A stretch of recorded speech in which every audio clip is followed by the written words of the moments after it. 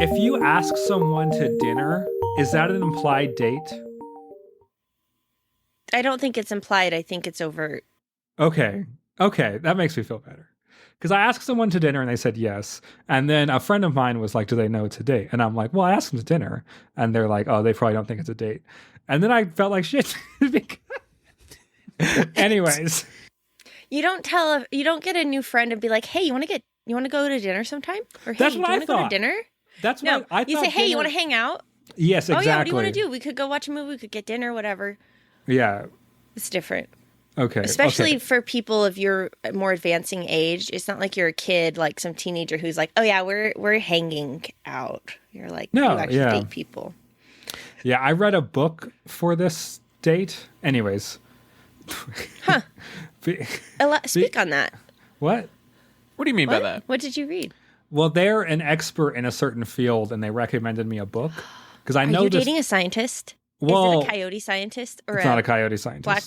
Black-footed ferret scientist? No, sadly.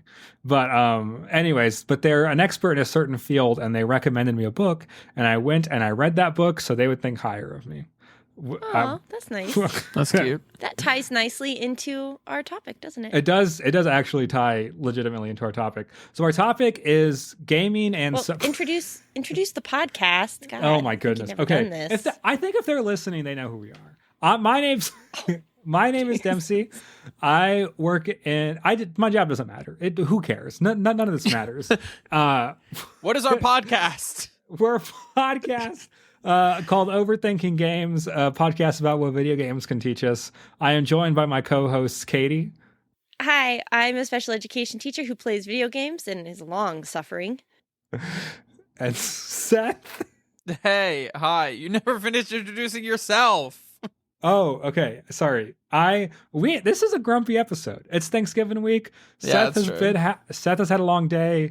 Katie got chewed out at work, and I'm really nervous for a date tomorrow. So we're all kind of on edge. I'm Dempsey. I also play video games, and sometimes have like horrific existential rants.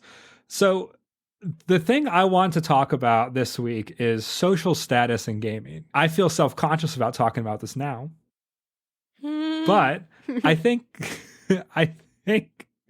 due to some comments made before we recorded that were not made by me. But I think that there is some sort of like social vocabulary or social litmus test that we attach to games and gaming institutions.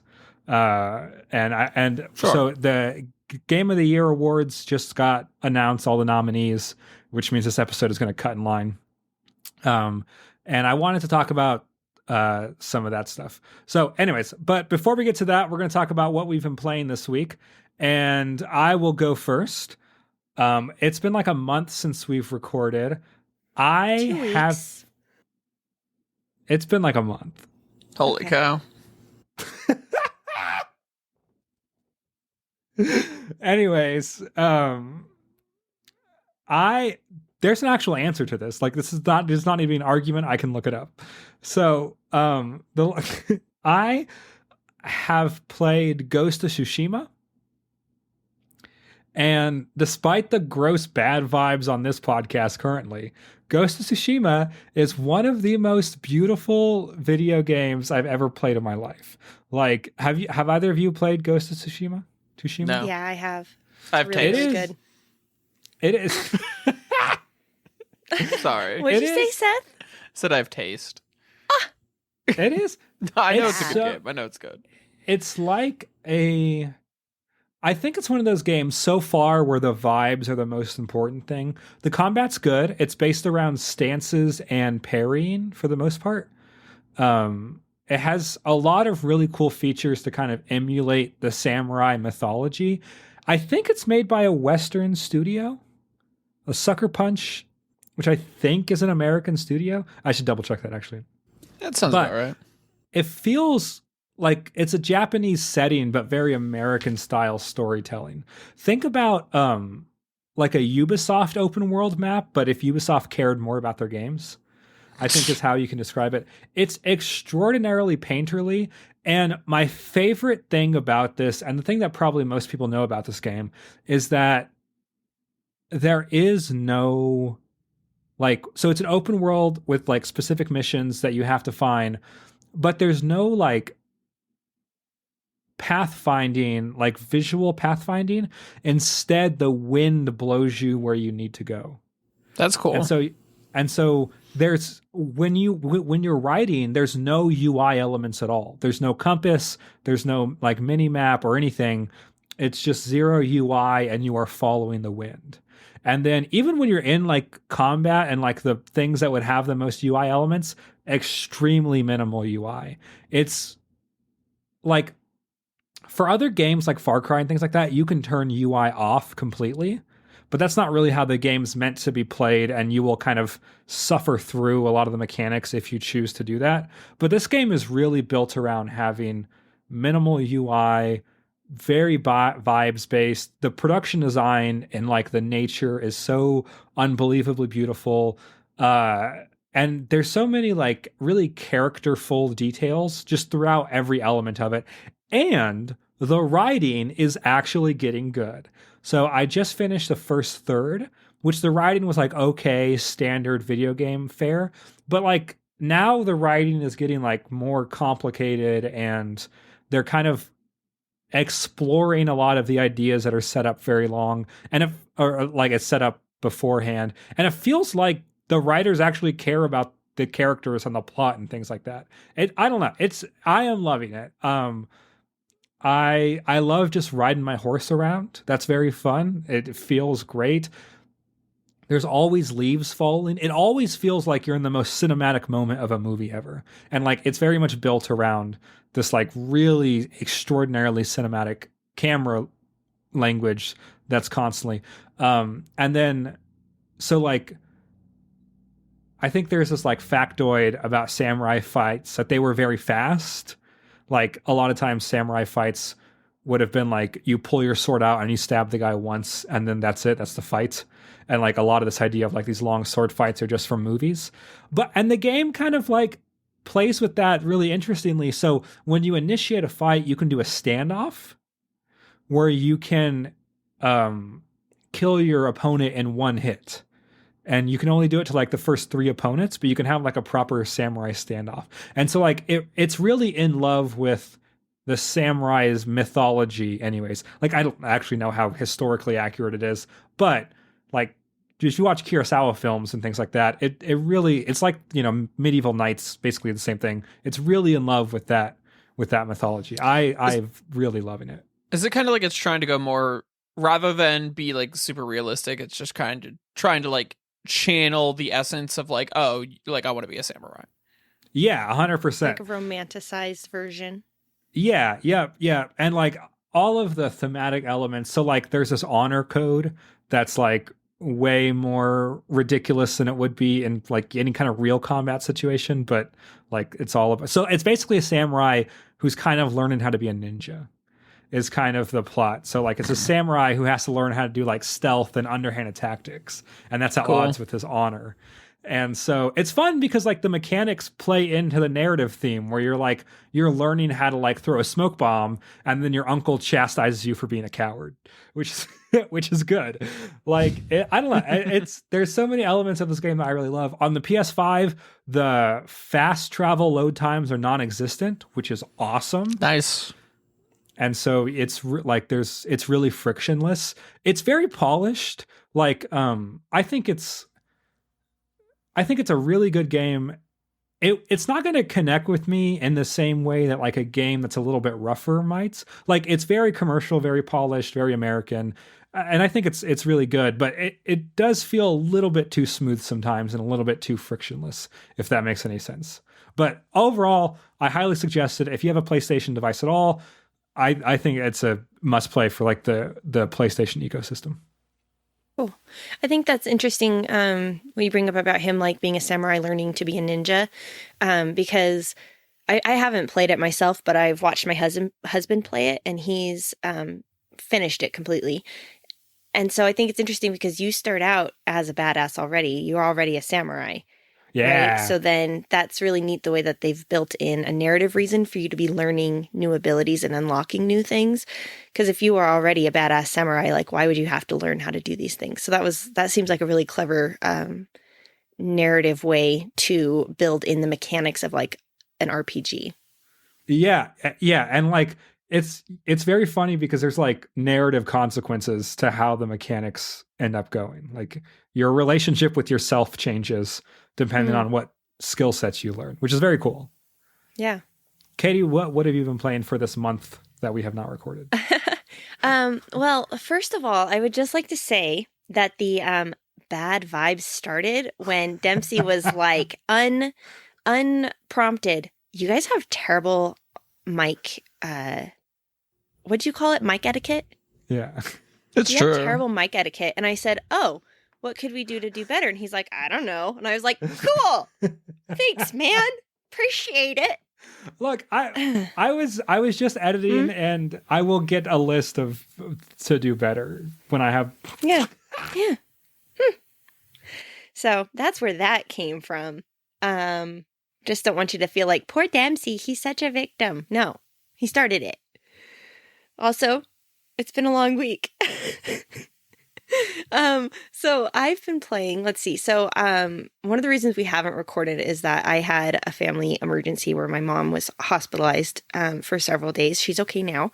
But at the time, I spent all of those hours, at the hospital with her with my Steam Deck. And I made myself a little, is this politically incorrect to say? It was a little hobo corner in the hospital room. Excuse me. I put, can have the woke put a mob blanket after us. I put I'm gonna have to pass that one by my cultural consultant. Yeah. Yeah, I put a blanket down on the floor because there was nowhere really to like lie down. And I'm a person that has to go supine like every 12 to 16 hours, regardless of going to bed, because I'm like, I can't sit up anymore. And so I set up my little corner. I had a blanket on the floor. I had a pile of everyone's jackets and I had my Steam Deck and I was playing Batman Arkham Knight on my Steam Deck. And that plays like a dream. I can't believe this game came out in 2015. I played Arkham Asylum and Arkham City years ago, back when they were newer releases, and I loved them. And then I just never played Arkham Knight. And so I had it on my Steam Deck because it was in my brother's library. So I started playing that because I just wanted something where I didn't really care about the narrative and I could just like beat people up and not have to think about it and be able to pause and stop whenever I needed to. And it wasn't going to be like emotionally taxing because I was already on that end of things in my life. And so I started playing that and it is so much fun. Oh my God. You just like go grappling from like rooftop to rooftop and you unlock upgrades really quickly. So you're constantly getting like better and stronger. And at first, speaking of like a game where you start off as a badass, you start off as Batman, right? So, and you've already had the previous two games. So they give you pretty much all of the mechanics that you would have had that you've unlocked from like Asylum and City. And at first, I found it really, really challenging because I could do so many things, and I'm still really only using the very basic mechanics because there's so much available to me. But they've done a great job with providing tutorials. So you're like fighting a mob of bad guy thugs, and they'll say like, hit X and, or like X and B or whatever, to do a flying tackle, or they'll say like, hit X and Y to do a parry tackle or whatever. So I don't have to remember everything and I can just see that the buttons have popped up and I do like my own little miniature quick time and all of a sudden I'm doing like this cool super badass move that I don't know how to do. And it's very good at tutorializing basic gameplay while also giving more advanced players the keys to the kingdom, which I think is really clever. Have either of you guys played the Batman games? I've played Batman. I think it's Arkham where he's in the building the whole time, right? Yeah, Arkham Asylum. Yeah, that's such I a played good Arkham one. Asylum. That is really fun. I'm enjoying it so much. It's It's one of those games where like you get all these different missions and you can just stop doing the main mission at any stage. It's like open world. Stop doing the main mission, go and fight some bad guys, go and do some side quests, look for Riddlers, trophies, things like that. And what's interesting though is that a lot of the missions are discovery based. So they'll say like 17 firefighters have been kidnapped by thugs. Go and rescue them. But it doesn't tell you where they are. And as you're going through the game, as you're traversing the city, you'll hear radio broadcasts of like radio chatter that you intercept that say, hey, we see there's like a riot. Someone's being held hostage over by this area of the city. And there'll be like a helicopter with like a spotlight for a couple of seconds. And you can go in that direction. And once you get close enough, it'll pop up as an icon on your map. So there's another one. There's like a murder mystery where like bodies are being strung up and you're trying to find the bodies and figure out who the killer is. And you just have to wait until you hear someone like, oh, I heard there was a body strung up over on Hamilton Street or whatever. And then you're like, wait, I was just over there. Let me go back that way. And it'll give you like a little directional arrow where the chatter is coming from to kind of lead you there. So it's kind of a really interesting a way of handling like a multitude of quests without causing overwhelm, and also creating like this sense of discovery and like this feeling that the city is really alive and changing as you go. It's been really fun. I'm obsessed, if you couldn't tell. I would recommend it. It's a good one. I think I'm going to probably put like 100 hours into this game. Easy. Is it that big? I have no idea. It feels like it could be. Okay. It's probably 40 hours, right? Like how big are open world games usually? 40, 60? Something like that. Yeah. So something like that. I'd have to look it up. I could be making things up, but it seems very large, and I'm a very slow gamer, and I take a lot of time to like, I really enjoy sometimes I just like to, you do this like grapple hook, and then you hit the jump button a few times and then hold it, and it like springs you up over the top and then of the whatever you've grappled onto, and then you like float with your little bat cape. You guys can't see me in audio, I'm doing the gestures with your bat cape, and you can just glide, and there's like all of these different like achievements, like glide 300 meters and you unlock like a challenge that you can do. And so sometimes I just like fly around the city and I'm just like looking for different quests and just seeing what I can find. And I like to do, there's 256 Riddler trophies, and I'm gonna find all of them. Like, it seems pretty massive. Okay. Yeah, it's really fun. But yeah, that's basically that, and Sudoku, and I'm still playing Sudoku, and then I've been playing this game on my phone called Hexa Sort Master, and it is a tile game where you like, I recommend it. It's so fun. It's super easy. It's brainless. You just take like different colored tiles, and when you put the same colors next to each other, they'll become a stack, and it's just the most like satisfying visual and audio feedback. You're watching them stack up, and when you get 10 in a row, they like disappear and you clear the board. And yeah, Hexa Sort Master, highly recommend as a free phone game when you just need to get some dopamine for cheap. It's really good. What have you been playing, Seth? Not much, which is like, I know we've been gone for like a whole month, and then I went back and I like looked at my Steam library, and I was like, oh geez, like I haven't been doing much around here. And see, it's tough. Okay, so the last episode, was it last episode we talked about Call of the Lamb? So yeah, after the last episode we had talked about Call of the Lamb, and I was like, that sounds fun, and you guys were like, you should play it, and I went, okay, and then I went and I played it for like 25 hours and I beat it. It's so much fun. Oh yeah, it was great. And you know what? I think one of the things I like about Call of the Lamb, and I think we mentioned this last episode, was like, you can kind of focus on the part of the game that you want to focus on, and I think the game naturally just like figures itself out. So like I didn't care too much for like the management aspect of the game. Shocked. Right. But at the same time, like, you don't have to care too much. Like, I made it a priority to go for like the automation parts of the skill tree. And that way, like, my villagers could just feed themselves and go to the bathroom and clean up after themselves. And, like, I didn't have to do any of the work. Plant their own seeds. And I was like, okay, have fun. I probably accidentally stumbled under what I feel like is the meta strat. Like, what I did for my cult is I just had them with, like, a series of different rituals all at the same time.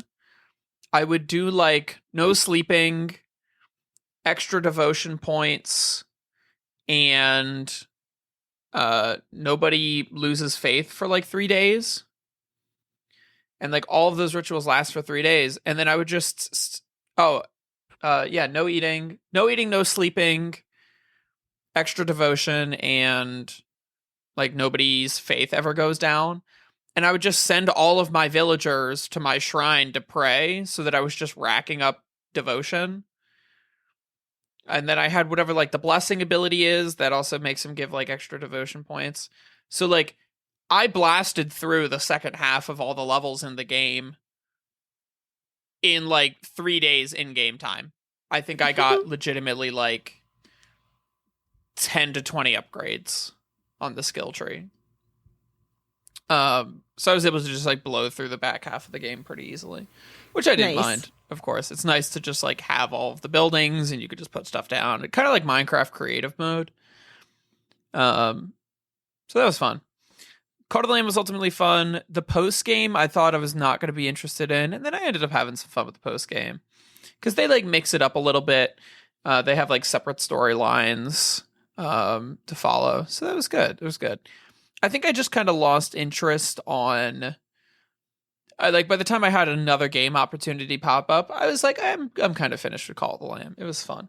I could imagine myself going back to it, but yeah, oh well. I played it for like 25 hours. It's not like I underplayed it. Yeah. That was how I felt about Cult of the Lamb as well. Like, by the time I got to the point where I was finished, I was like, yeah, that was really good. Good game. Definitely got my money's worth out of it. The other game I was playing at the time was Dave the Diver, which I've returned to a little bit. But Cult of the Lamb kind of, like, took that roguelite feeling that I was looking for. Not that Dave the Diver is very, like, roguelite-esque. Dave the Diver is a fun game. I think it's just, like, it's such a chill game that, like, I don't really know where the challenge is supposed to be, so there's nothing that's really, like, hooking me to keep me in.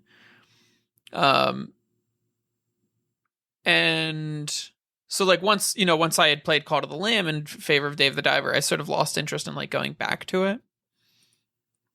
But, like, good games. It's not like I regret, like, buying these games and playing them or anything. I was gonna say I've just been playing a little bit of Slay the Spire. But the Binding of Isaac game just got an update for, like, online multiplayer, and a couple, like, balance updates. So I've been playing a little bit of that. Do you think that the advent of the cozy roguelike is going to be the bridge that kind of gets you over the hump to enjoying more cozy games or, like, more chill genre? I don't know. Because I guess Cult of the Lamb is, like, cozy in a weird way. It is, yeah. Because it's a game about sacrificing your followers and making them eat poop. But it's so cute. Yeah, but it's cute. I don't know. I often feel like a game needs to have... It either needs, like, a very explicit goals or some, like, very explicit challenge to, like, keep me interested in it.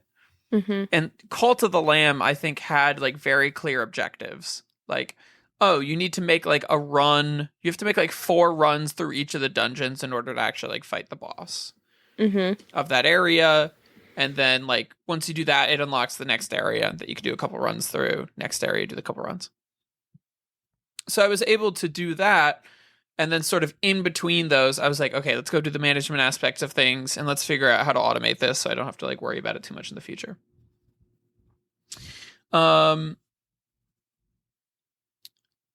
Yeah, otherwise, like, and think about something like Elden Ring. Like, that's also a game that's less like clear objective driven and more like, hey, there's like a challenge here to overcome, and let's sort of like navigate that. It's kind of one of the reasons I did the level 1 run for Elden Ring, is because I was like, hey, I'm looking for like a new sort of like challenge here, and what's the sort of discovery strategy for that? So, if a game is going to bridge me to playing it because it's like more cozy oriented, I think it also needs to hit one of those things where like give me an explicit set of goals or have some sort of challenge in there, but like the sort of challenging aspect of roguelikes, I feels like it clashes with like the cozy aspect. Like Call of the Lamb is like really not that hard of a game. Like running through the dungeons and everything. I was like, That's why I liked it. yeah, no, and I, no beef on that. But, compare it to something like Hades, right? Like Hades is a much trickier game. Yeah. Like I was able to play Stardew Valley for a while, but it was really because I was like trying to fill up the community center. Like that was my like explicit set of goals, was like, oh, I have to collect like these sets of items. And that once I sort of like collected those things for my given season, I was like, okay, I guess I'm just gonna farm whatever the most efficient crop is until next season. Mm-hmm. I'm actually exactly the same with like Stardew Valley. I got the community center all done. And then I was like, well, I have a farm. That's cool. And I got kind of like lost. I was like, I don't even know what to do with myself now. Like, I'm not super artistic. I can't make it pretty. It's just not my best thing, like decorating or whatever. And I'm like, well, I'm already making gobs of money. So what do I do? So I started working on the mines. You can try to get to, you have to try to get to the like 100th level or something in one day. And you have to have like 1,000,000 bombs and all kinds of things. So that's what I started working on. I never actually achieved it. I was like, whatever. But I was the same. I was like, I need something tangible to work for because more money is not working, and I don't make beautiful works of art like I see on Reddit. So, yeah, I think that's a pretty good way to articulate it. Is like I don't feel myself to be very artistic in these games, just because it doesn't like matter to me that much. Again, I sort of like the mechanical side of games, and then. Yeah, it almost feels like the Koji genre is like sort of like anti-objective. Like they want you to sort of be able to like do whatever you want and however you want to do it. That's why I have trouble playing Minecraft these days. Is I'm sort of like I've done everything I've wanted to do in Minecraft at some point in my life, and the idea of like making a new goal for myself is silly. I just want to make our listeners aware that Dempsey has been scratching his face with a toothbrush for the past like 10 minutes of this conversation. I'm trying to figure out if that was toothbrush or if it was scissors or what the hell it was. I'm pretty sure it's a toothbrush. It makes sense. This is what I have to clean my electronics with. This is where you brush your teeth, is at your desk. Got it. Yeah. No, it's what I clean my electronics with. And then your teeth. Got it. Yeah. Ew. All right. Anyway, that's about it. Dempsey, what are we talking about today? So I want to talk about social status and video games and Game of the Year nominations, which I think winning Game of the Year is definitely like a social accomplishment for like games. Last year it was Baldur's Gate 3, and then we got Elden Ring, and then we got It Takes Two, and all those games, like the credibility associated with defending those titles or speaking deeply about those titles, like the credibility of that attention was increased because, they're a Game of the Year award winner. And the same thing with like the BAFTAs. I think the BAFTAs are usually pretty well respected. I love the BAFTAs because they made Outer Wilds win, which I think is the best video game ever made. Didn't Hades win one year as well? Yeah, I think BAFTA. so. That was super cool. So, also, I love that it makes video games being like recognized as actual art, like a legitimate thing. Yeah, 100%. So I'm just going to go through the Game of the Year nominations. And it's very funny because I have not played the majority of these games. But the ones I have, I think I am definitely connecting my identity as someone who commentates on video games to be like, well, I can talk about these games. Mm. And I have opinion, and I think and also the games I haven't played, I have opinions about wanting to play them. Like Metaphor Refantasio, I hear is so that game is made by the same people who made Persona. It's the Persona people. Oh, And like I hear it's like really metaphorical, and there's a lot of social issues that they're commenting on, and so like it's part of my identity as a gamer that I want to play that game. But Black Myth Wukong, which Josh really likes, by the way, from Gamer's Drink, he loves that game, but it's like kind of action RPG, and like that's not necessarily at the top of my want to play list. Anyway, so if you're listening to this, you probably know, and also this is going to be late, so like what the Game of the Year nominations are, but they are Astrobot, Balatro, Black Myth Wukong, Elden Ring, Shadow of the Erd Tree, Final Fantasy VII Rebirth, Metaphor Refantasio. And interesting. I just want to say that I'm on this podcast and I have no idea what the nominations were. So thank you for letting us know. Okay, well, it's good. And so the one that sticks out to me and a lot of people is Balatro. And as we all know, I discovered Balatro. Fuck you. Wow. Fuck you. Okay. Dempsey's really digging this hole for himself. He's like, "Ew, it's bad vibes." Well, the bad vibes are in the house, Dempsey. Yeah. I think actually Seth has it time-stamped when he told us about Balatro. Let me check the Discord logs. Scrolling back. February 21st, 2024, 4:53 p.m. Where I said, hey, Balatro is so fucking good. Yeah. So, but having played Balatro and then seen people on TikTok discover Balatro, but I already knows what that is. I felt so validated in thinking of myself as like a core gamer or someone who knows a lot about games. And the same thing with like the indie nominations. Like if I have not played them, I at least am aware of like the lore behind them, except the Laser Eye one. That's the only one I'm not that aware of. But like the independent games are Animal Well, Balatro, Neva, which is made by the same people who made Gris, UFO 50, and then Lorelei and the Laser Eye. And so, like those are all games except Lorelei and Laser Eye. Those are all games that if I have not played, I'm familiar with. I've played most of them though.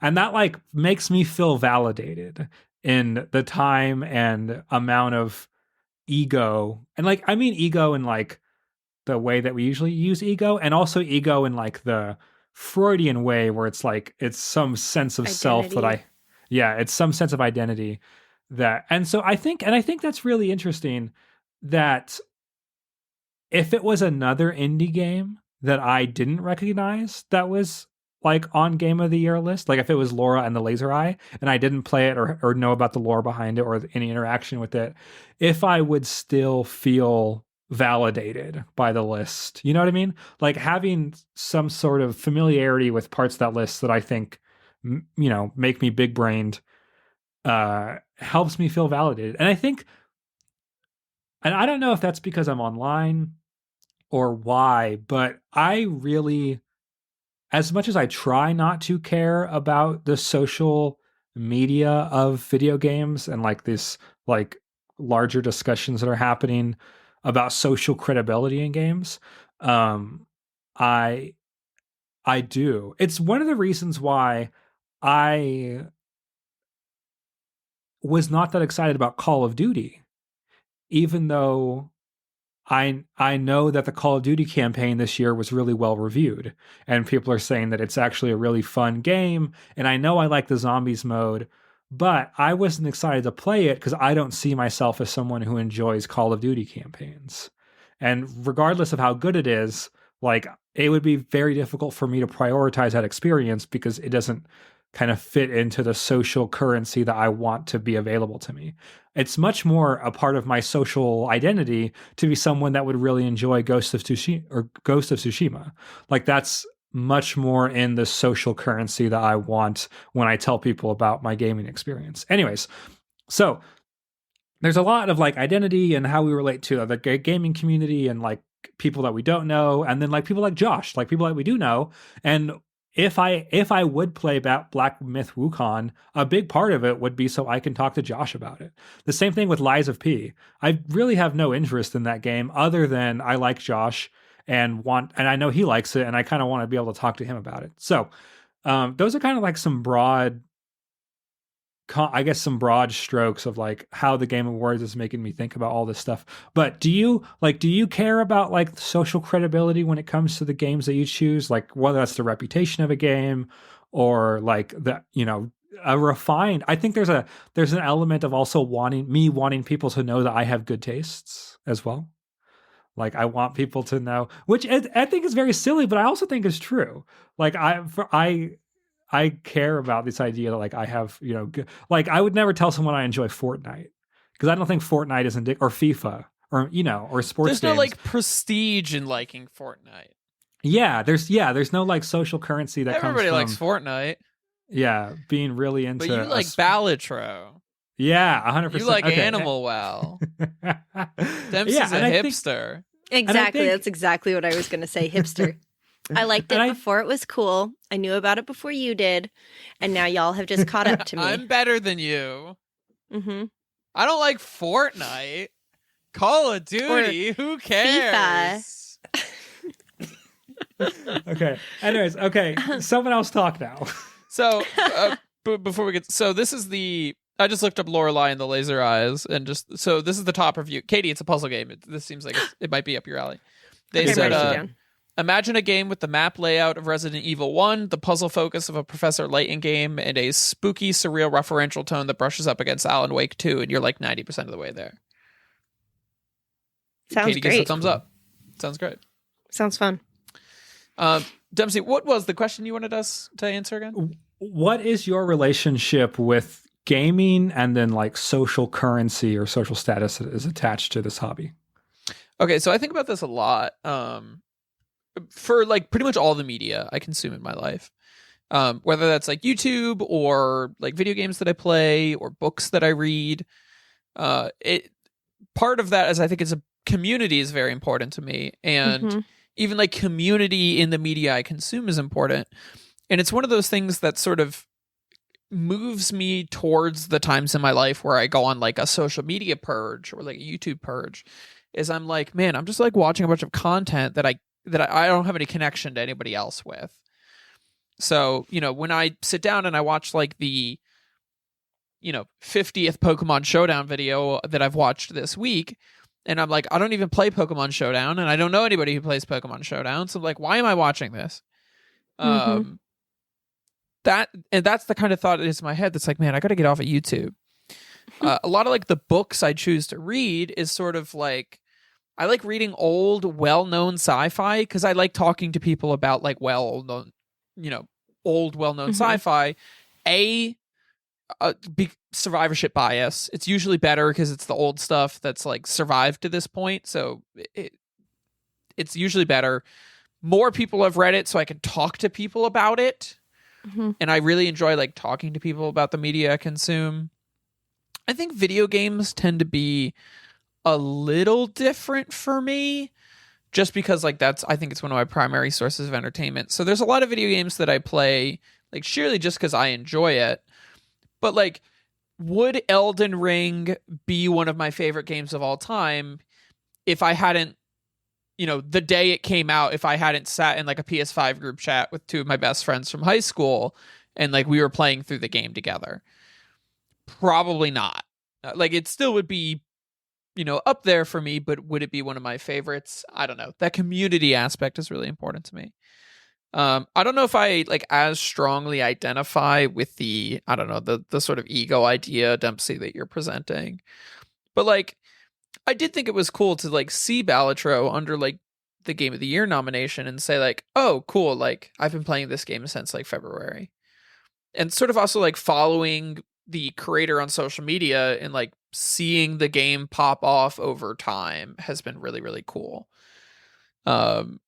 Or even like seeing something like UFO 50 under like best independent game and being like, yeah, no, like that's a game that deserves it. And it's just like a little low key. But It's just cool. It's cool to be able to talk to people about stuff. I mean, it's one of the reasons why, I wanted to get on the podcast in the first place. It's because I was like, man, I play a lot of video games, but I don't really have a lot of people to talk about it. So I'd much rather be in an experience where it's like, hey, let's talk about these games rather than just like playing them. Definitely.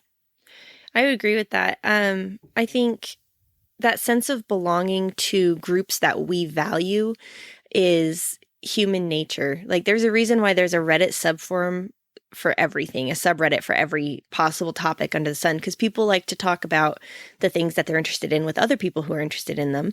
And when, I think, to your point, Dempsey, when you feel like the thing that you're interested in is niche, then it feels very special when you find other people who feel the same way that you do. And so then perhaps when it comes to like the Indie Game Awards or things like that, or like the fact that Balatro, has made it, that seems like a more niche corner of the gaming world, and for it to get that kind of widespread recognition feels self-validating, even though we have nothing to do with that game's creation or success. Is that kind of what you're thinking? Yeah, I think that makes a lot of sense. 100%. Yeah, I think like I think that I'm makes part of this sense. community before it got popular, and so therefore, like, I feel like I'm a member of this community, and so then like once that game and community get recognition, I'm like, man, I was here first. Yes, I Was here knew before all it you was losers. good. I knew it And was now everyone good. I'm else smart. knows. Yeah. That's how I feel about Murderbot getting a TV show. I'm like, oh my God, other people are going to realize how good Murderbot is. And I knew. I knew it.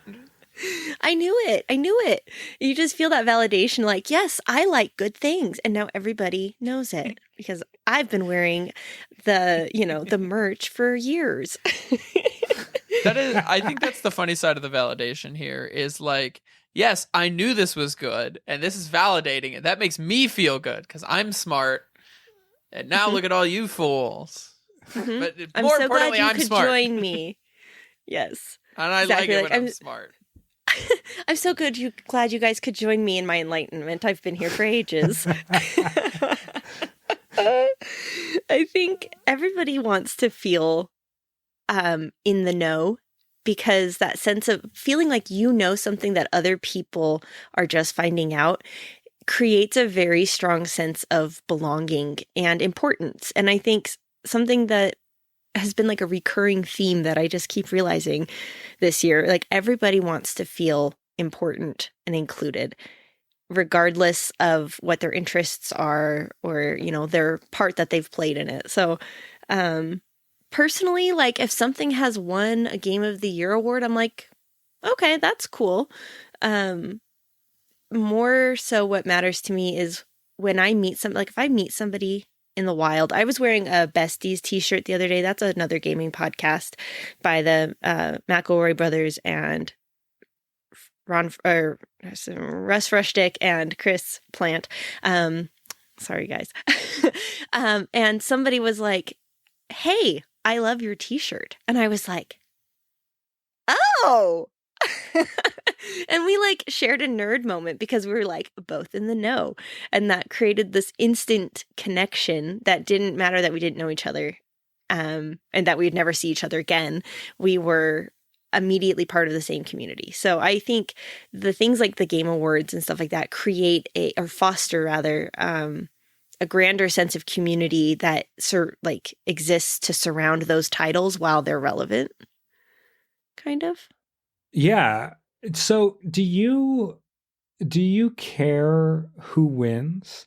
Like, do you think like, oh, like if a game you like wins, it's like, okay, see, well, but then that's more validating, right? Is being like, not only did I know that like UFO 50 was a good game, like I knew UFO 50 was a good game, and now everybody else knows that UFO 50 is a good game because it won an award. Now we know it's the best game. Now I know it's the best. Well, I think my opinion towards the awards will sway to like the importance that I give them. If the game you like wins, yes, the Game Awards 100%. Are good, and if your game loses, yeah. You're like, this is a shitty platform. Yeah, 100%. That's literally it's how I relate to the Oscars. It's like if a movie I like wins Best Pictures, then they're establishing community and boosting art that deserves to be celebrated. And if a movie that I didn't like wins, then it's just like a The establishment is corrupt. And Hollywood sucks. Yeah.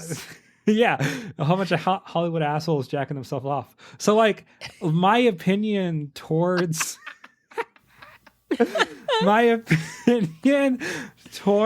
these establishments varies wildly on like the really arbitrary nature of whether or not I agree with, the voting collective. But isn't that also just being part of a community, right? Like you're rallying behind the things that you like and you're part of a community for, and you get angry because you feel like you're not being validated because your game you feel like didn't it's win. been slighted.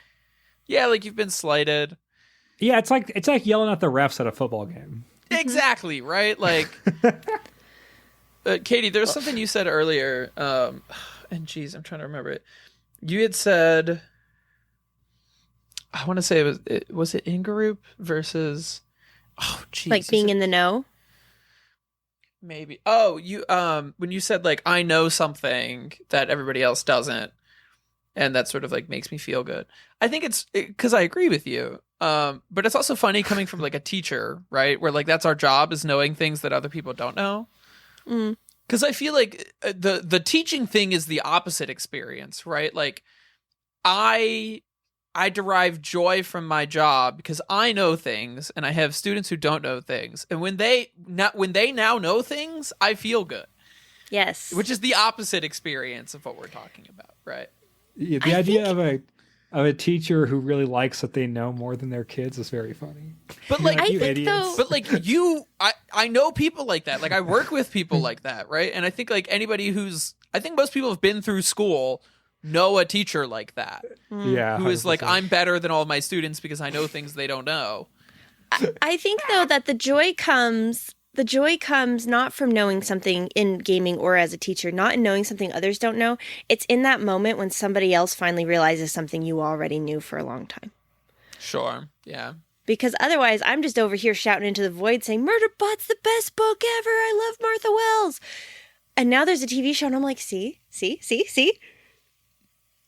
And that's where I get my rush of community. Or same thing with teaching. Like if I am working on students being able to identify theme and back it up with evidence, and I already know what the themes are, or the themes that I've taken from it, and then all of a sudden one of my kids comes up with something really insightful and is able to back it up, I'm like, yes! Like I had a student who was like, if you just did your work in class, to another kid, if you just did your work in class, you could have free time when you get home. And I was like, yes! Yes! Correct!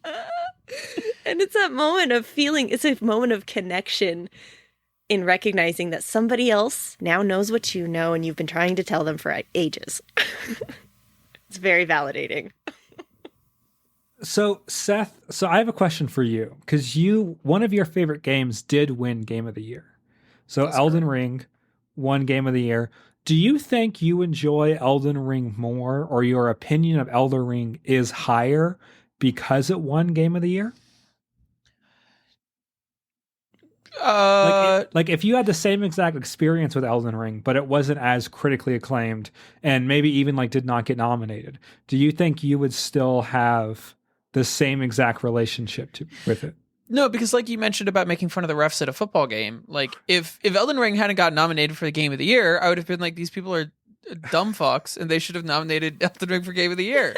like, because I know Elden Ring is a fantastic game, and like one of my biggest fears before Elden Ring came out was that it was not going to be a good game, and then when it came out and it was great, I was like, this is fantastic, and this is going to be roll back the tapes. When Elden Ring came out, I was like, this is going to be my game of the decade. And to this point, it still is. Like, I think base game Elden Ring is one of the best games I've played in the 2020s. And, like, nothing's come close to knocking it out. I mean, Balatro is a great game, but does it beat out Elden Ring for me? No. And so, like, I think Elden Ring winning Game of the Year is validating. because like my favorite game won Game of the Year, and I think it had absolutely deserved it. If like God of War Ragnarok had beaten it out, I would have been like, yeah, I mean, that's fair. Like God of War Ragnarok's a good game. It's, I haven't played it, Sure. but I also recognize that there are other good games out there. But yeah, I would have been yelling at the refs and calling them idiots. Okay. That's so okay. So I have another question. When let's say you meet someone for the first time and either you tell them about this yourself or they deduce it somehow from social media or whatever. But if they know that you like video games and they ask you what kind of games you like to play, what do you answer? Indie puzzle games. Okay. And Warzone. See, okay. Yeah, I feel like that's tougher for me because, like, I think, like, the idea for what Katie said, right? Like, the idea of indie is, I think, like, enough in the, like, cultural like, people know what indie music is. So when you're like, Sure. This is, like, I play indie games, I think they kind of get that idea. Sure. But, like, if you're like, I play puzzle games, I think people know what the fuck puzzles are. But if I'm like, oh, like my favorite genre of game is like indie roguelites, people don't know what that means. So like, that's true. If somebody was like, what kind of games do you like playing?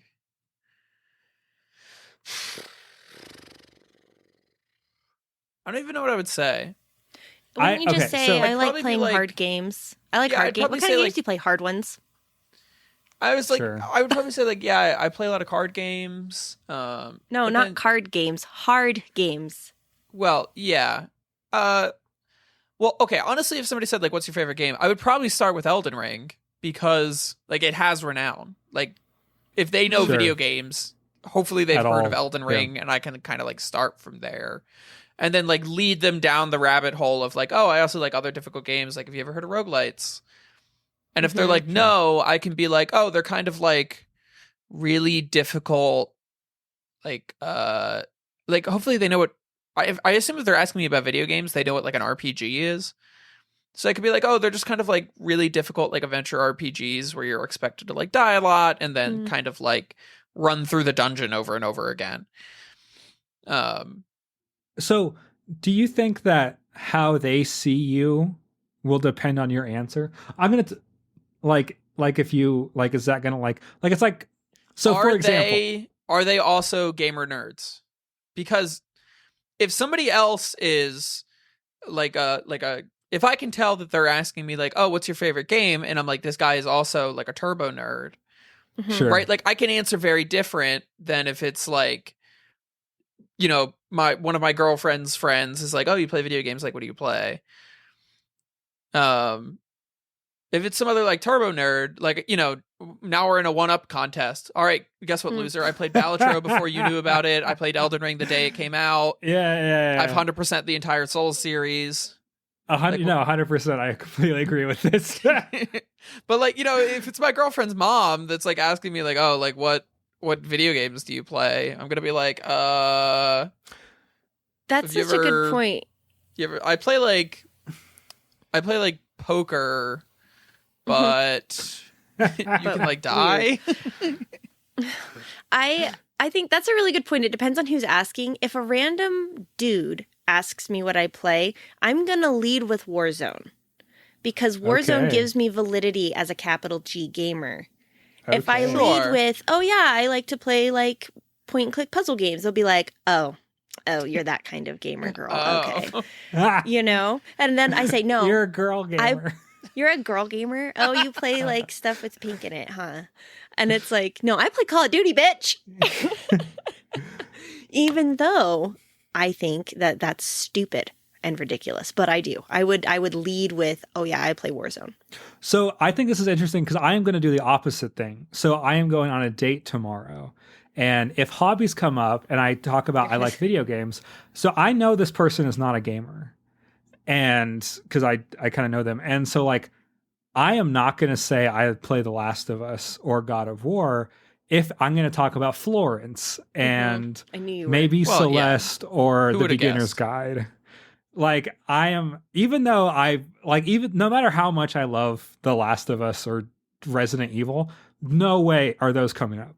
Mhm. All of my video game conversations tomorrow, regardless of how much I actually like the game, are going to be games that paint me as gentle and reasonable. Sure. And that is Thoughtful. yeah, and thoughtful.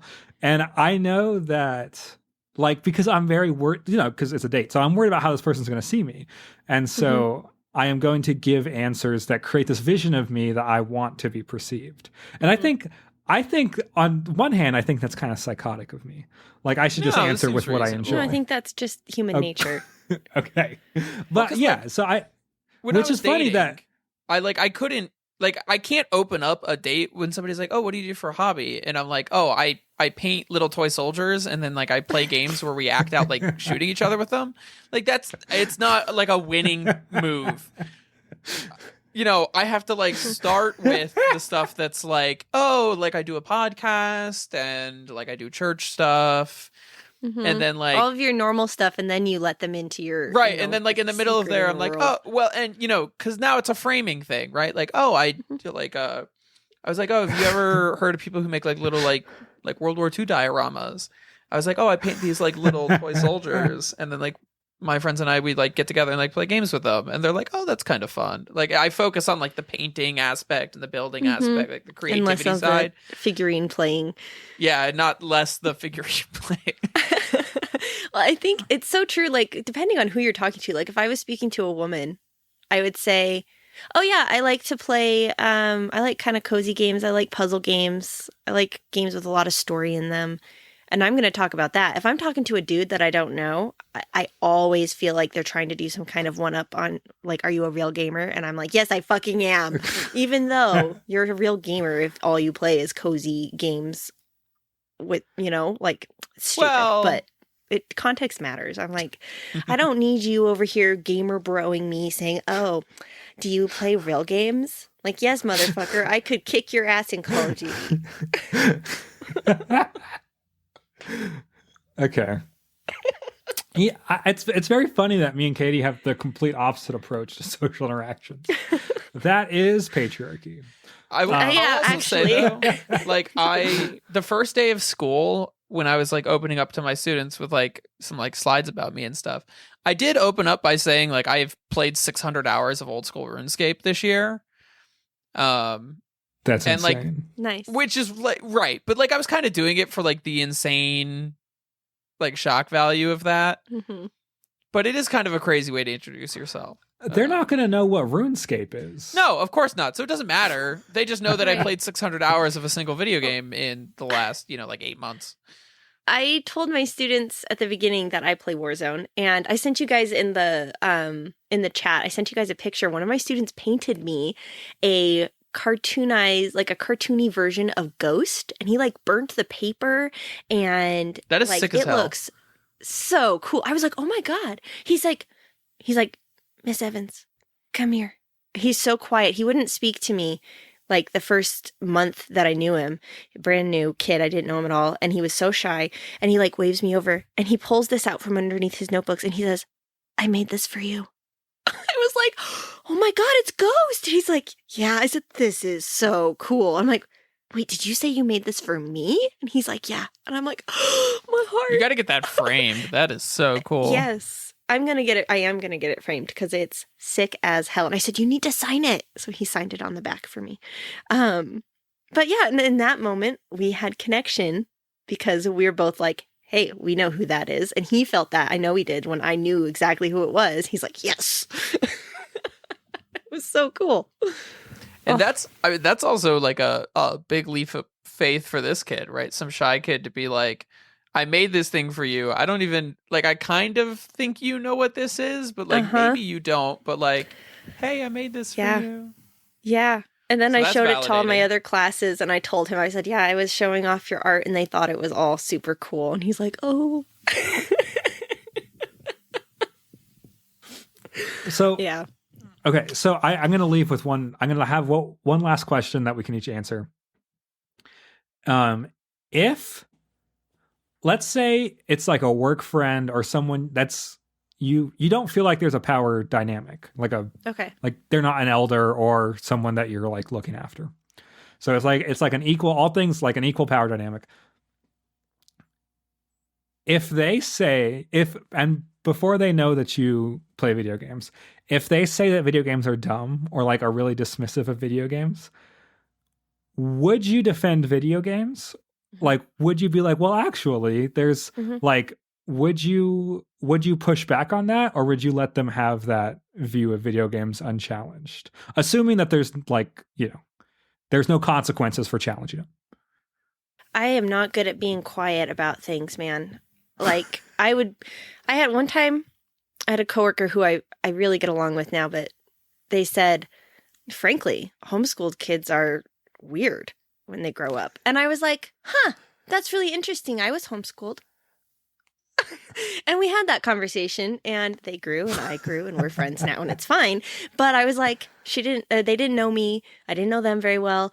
But I was like, nope, not letting that one slide. And I think it would be the same if someone was like, games are dumb. I'd be like, well, actually, there's a lot of different approaches to games, and there's a lot of reasons why games are cool. Maybe they're not for you, but. Okay. I think it depends on the person fairly often for me, because like I exist in two states. There's two wolves inside of me. Sorry.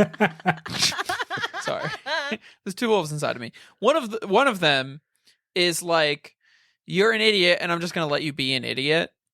Because like I've definitely been in a situation where like somebody provides a stupid opinion and I'm like, you know what? It's not worth my time.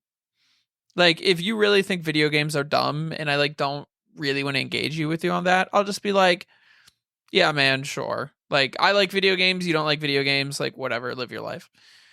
But there's also like the other side of me that would potentially be like, okay, but like what don't you like about video games, or like why don't you think they have value? And then like I play a lot of games, so like here are the reasons like why I like playing games, and I would probably talk about like community and entertainment, and like I think video games are like a unique piece of media that offers some sort of experience that like no other media can in like a lot of different ways. But sort of I think it depends on like how open-minded is that person willing to be, and like how much do they already know about the subject, right? Like if I could talk to them about something like the beginner's guide and like how that has played like a legitimate, meaningful part in like how I view media as a whole, like in the same way that like some of the greatest books I've ever read have like shifted my perspective on like reading and narrative and theme. Like games have the ability to do that, but if they're not willing to like accept that as a fundamental idea, then like how's the conversation going to be meaningful in the first place? And it's actually funny, I essentially have like two coworkers in my department because our Earth and Space department is small, and one of them I talk to about video games all the time. He's playing through Elden Ring right now. He actually saw Black Myth Wukong got nominated for the Game Awards, and he wants to go play that next.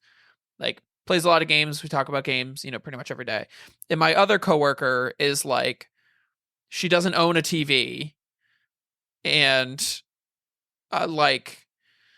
is a little like off the wall wacky. And she's like, I don't understand video games. And I don't know, like, she's like, I don't want my kids to ever like sit in front of a screen. And I'm like, okay, like it's not a useful conversation for me to like sit down and talk about like the merits of like the beginner's guide or Thomas Was Alone or, whatever other game is meaningful to me. Cause like you just don't find value in video games in the first place. Mm-hmm. Right. What about you, Dempsey? Oh, I am a coward. I would defend video games out of my own fear. I'd be like, no, I'm not dumb. If someone said how that conversation would go is if someone said video games are dumb, my brain would go, that's a "You're personal dumb." attack. You perceive that as an ad hominem. Yeah, I think that is sense. That is where my brain would most likely go to first, is feeling like I am defending myself from someone who doesn't like me. Hey, I That's like where I video would immediately go. games. That's funny, but it makes sense because what you've said, Dempsey, you said that when like something gets nominated or wins, you feel personally validated. So if somebody's like, games are dumb, you're going to feel personally attacked. That makes sense. Yeah.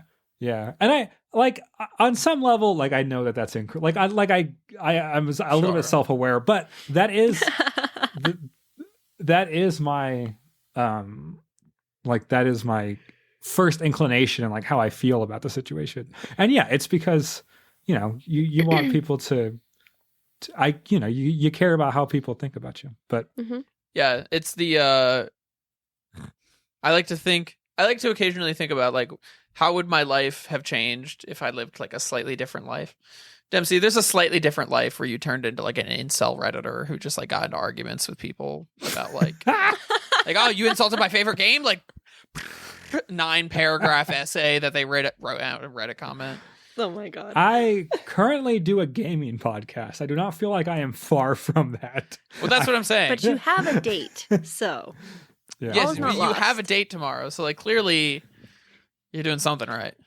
Yeah, we'll see. Anyway, but yeah, so yeah, I just the combination of this like personal social situation and then a communal social situation with the Game Awards, like those things together really made me think about how the social validation that comes or doesn't come with the hobby and thinking about video games. Anyway, so that's my topic. Cool. That was fun. Can we do? I want like 3 minutes to do the non-gaming stuff. Okay. Because Katie says okay. So I have not. So I have watched that movie with Jesse Eisenberg and the guy from Succession about the Holocaust, and it's very good. Hold on, I gotta pull up my letterbox. Katie, have you watched anything interesting? No, but I've been reading a book that I'm really enjoying. I took a break, so I did not finish the third book of The Expanse. It got too preachy for me. Like, I'm all for, obviously, I'm an English teacher. I love a good theme. But when the book's entire purpose is just to repeatedly hammer you over the head with the fact that scared people do stupid things, I'm like, yes, I get it. Could we move on? We don't need to spend 22 hours talking about the fact that when people are scared, they do stupid shit and that fear makes us animals. I get it. We get it. Everybody gets it. Could we move on? I think I was 14 hours into, I think it's a 20-hour book, 14 hours in, and I was like, I'm fucking done. I'm done for now. I'll come back to it. So I took a break from that and I went complete about face for something completely different. And I am reading The Super Secret Society of Witches, or the very Secret Society of Witches, sorry, by, her name is Sangu, I forget her last name, but it's about Secret Society of Witches. Oh, this very Secret Society of Irregular Witches. Lord, it's a long title, but by Sangu Mandana. And it's about modern day world where witches are real but secret. And a young woman, she's my age, and I like, oh, she's young. That means I'm young. Good. She's a witch, and she has a witchy TikTok. And she gets contacted by this old eccentric man who says, hey, we need a witch to come and teach our 3 wards. They have 3 little girls, magic, because they are witches, basically. And so she comes to this house, and there's these 3 little girls. They've been adopted. And this sounds like a self-insert fanfic. Is she a witch on TikTok? She's yeah. She makes a witchy TikTok where she pretends to be a witch. She's a real witch pretending to be a witch because she wants to. And actually, it's funny you talk about this because her whole point of doing that was because she is lonely and doesn't have community, and she felt like this was a way that she could safely talk about what she's interested in without, actually talking about it. So, yeah, really interesting. Such a cute book. I'm really enjoying it. It's very cozy. There's a very cute Irishman, which I obviously relate to, who's slightly grumpy, which I also relate to. And Overall, extremely endearing, and all of the characters are so wonderful and happy. And yeah, really enjoying it.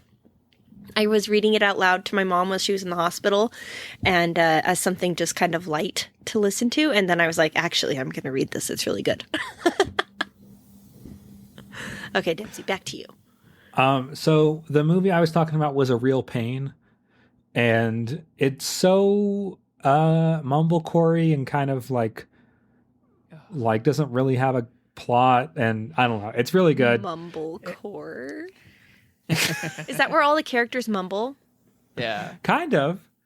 Wasn't Yeah. It's all you were- really You quiet talked and, about it a like, while back. It's very like pillow talky.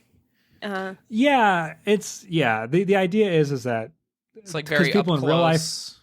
yeah, because people in real life don't always enunciate their words, and the performances are so naturalistic that sometimes actors also don't enunciate their words because that's how people talk in real life. Whereas like normally when you watch a movie, like really good clear. actors can say their lines clearly and like make them sound professional. So that's where anyways. But A Real Pain is it's just about some people having bad anxiety on a tour of old Holocaust historical sites.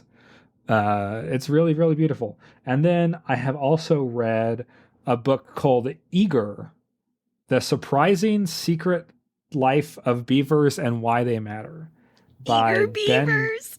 Yeah, it's a pun. By Ben Goldfarb. And it's all about how important beavers are to North American ecology. And so, yeah, so it's for a project that I'm working on. But, so it's a whole nature series. The Black for the Fair project was one episode in a nature education series. So, we're working on one about beavers currently, but the thesis of this book, and so sometimes scientists will get a pet topic and then sell that topic to you as the most important thing ever because it's a topic that they're interested. And I'm curious if a little bit of that is going on with this story about beavers. But basically, the thesis is that they are the most influential mammal in North America besides humans, and that a lot of our droughts are worse because we have less beavers. That beavers in their dams, they slow water down, so water spends more time on the surface. So like the idea is if you have a stream and you have no beavers, it just cuts straight through the ground and goes directly towards the ocean, right? But if you have a beaver dam, it collects that water, and that water moves so much more slowly and saturates the ground. And so that stream is less likely to dry up in the long term. And like not only, and I think like where I live, 80% of species will use beaver habitat at some point in their life.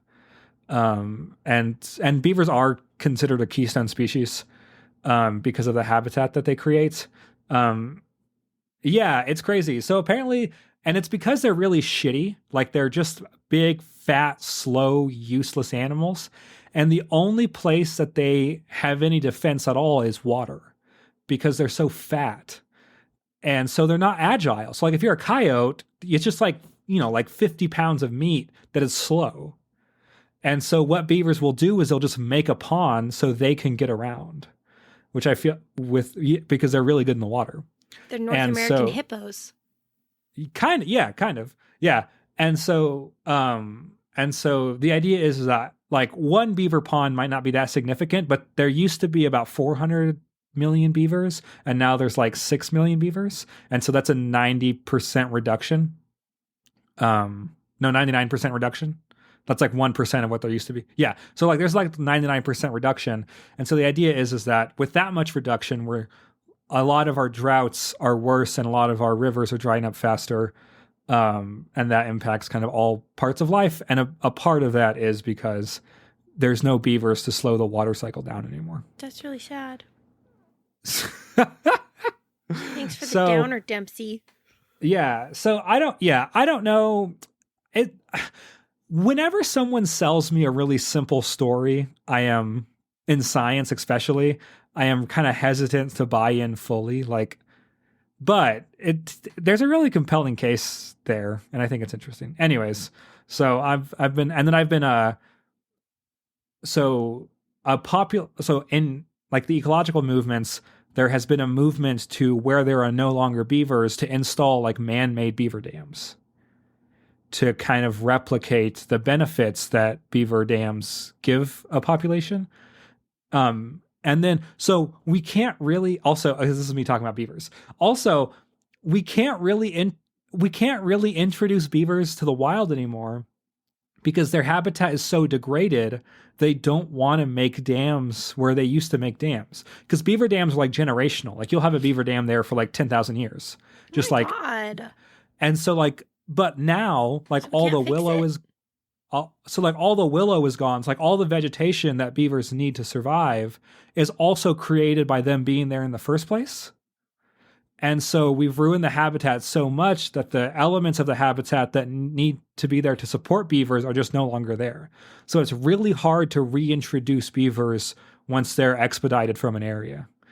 Anyways, so yeah, I've learned so much about beavers, an unbelievable amount about beavers. I'm so bummed Also, out it's a now. sexual euphemism, which I didn't know.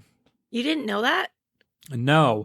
Oh my gosh. And Okay, I was- so in Utah, we have a town called Fillmore, and right after that, we have a town called Beaver, and people say Fillmore Beaver. No, but so the person that I was working with about the beavers, I kept making jokes about how silly it is that they were going to a place called BeaverCon and there was all this like beaver puns. And I kept making jokes about how silly I thought that was, because I think beavers are a silly animal. And I think they thought I was making, like, I felt like I was making unintentional sexual jokes, because I was like, I did not know that was an innuendo, and that's not what I meant at all. Oh, you sweet summer Anyways. child. Okay. Anyways, okay. So that's what else we've been doing. Seth, do you want to add to anything about what else has been going on this week? I found this really fun like skirmish game. It's like imagine Warhammer is my army versus your army. Skirmish games are like XCOM, where it's like I've got like 5 dudes and you've got like 5 dudes, and we're just like trying to do a little mission. I found a version for 40K that I really like, and I played it with some of my friends I usually play 40K with, and they really enjoyed it. So, Is that tabletop? yeah, it's also tabletop. That's about it. That's my only other. I haven't really done much else. I have a book on my shelf that I've been meaning to read, and I didn't. Oh, I'm doing something fun for December. You guys know like advent calendars? I bought a box of the newest Magic set, Magic the Gathering, because I used to play a lot of Magic the Gathering, and I've always wanted to buy a big booster box. So this comes with Is it a Magic the Gathering? Yeah, it comes with Advent 36 calendar? card packs. Like this is Okay. like 36 like that you would buy at a store, like full size card packs. And I'm gonna open up one a day as an advent calendar. Awesome. Because I saw that when I was in like college, and I was like, man, I wish I had the money to do that. And then I realized I have the money to do that. That's so fun. The problem is the box was like $180, which is a lot higher than the $120 it used to be when I was in high school. Oh, inflation's a bitch, man. Now I think my local game store upcharged, because you can get them on Amazon for like $150. But it's a local business. I'm You're not gonna supporting die. local, exactly. A Cool. lot of places will buy stuff on Amazon and then upcharge them from the Amazon prices. Yeah, you know, Yeah, whatever. that's fair. Well, All right. Well, very good. Thank you so much for joining us this week. This has been Overthinking Games, a podcast about what video games can teach us, and also surprising nature facts.